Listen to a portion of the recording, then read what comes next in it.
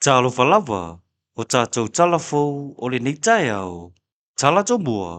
o tau nui sa mo se au malanga mai le International Institute for Democracy and Electoral Assistance. E a mata se sa ili linga, ili a vanoa, e mawhai e ona pālota wha ele tō roni tangata nui Samoa, o loo au mau ia tunu i fafo. O le aso lua le vai aso nei o le awhelua isu ir wha ala putputonga, mawhai pula le palimene, e sa ili eiro la tau fina ngalo, i le whaonga ino fiti o ta inga wha a teknolosi, e mawhai e ona pālota mai fafo, e au normal toi malanga mai Samoa.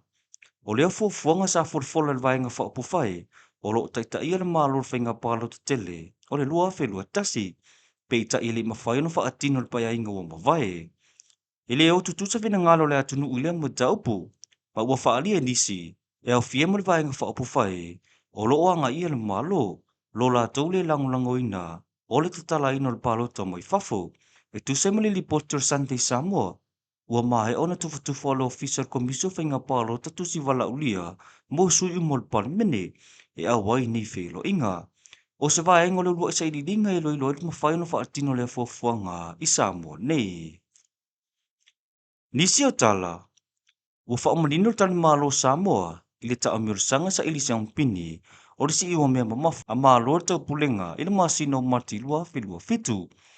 Ua whailua perestenio whaala putputonga, o le si iwa mea mamafa Samoa, le fionga atu au pepe, Jerry Waldwork, i le newspaper Samoa Global News, o leo whaiunga na so ai mulona filia, e avema perestenio le ta alonga si iwa mea mamafa, mo atun ua malo tau pulenga. O le neita mi sanga e tā ua tele. Ono le avema wanoa mo tangata sisi o mea mamafa, e sa ilia ia wanoa, e anga wa ato i ta alonga o limpeka o le lua filua walu i Los Angeles, Amerika. Na sau nofo itu o pepe, o le ta mi sanga o le awhai e Samoa, o le awhamana tuina le ato anga o le valu si fulutau sanga, talo na mata ta mi sanga sa ili siang pinya malo tau pulenga, ili sisi inga o mea mamafa. O le ta mi sanga mun mulina whai e Glasgow Scottilani, e lua pini na toita lima ia i Samoa, o le pini auro, ma le pini siliva, ma wha awa wai pian mo lunga ta mawhainga, ale atu nuu le neita, longa. Ua te ena whamsnonga mo lunga ta sanga le sa avia mawhaia o ngal manu Samoa, ia masi mahoni suaka, ina ia whaatatia e setu ina mai luna whaasalanga, se ia mai ona ilo ilo na tarsanga pili, e whaasanga le whaingon whamsnonga i le muta upu, e valmuli ango le afiango ni ta maitai, o whaamoni e whaasanga ia masi, ma ua mai ona whaatulanga whaamsnonga, le aso e lau ilon whaasalanga, peita i o whaaruru tarsanga pili e whaasanga i le whaiunga, e ui wa te ene tausanga e whatatia e se tu ina mai le whaasalanga,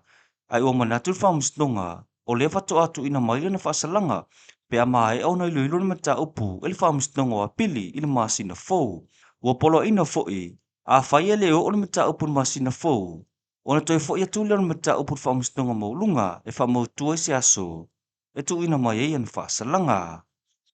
Tala mulmuli, o se tasi sa avea mo mua masuyu su fono le balmene,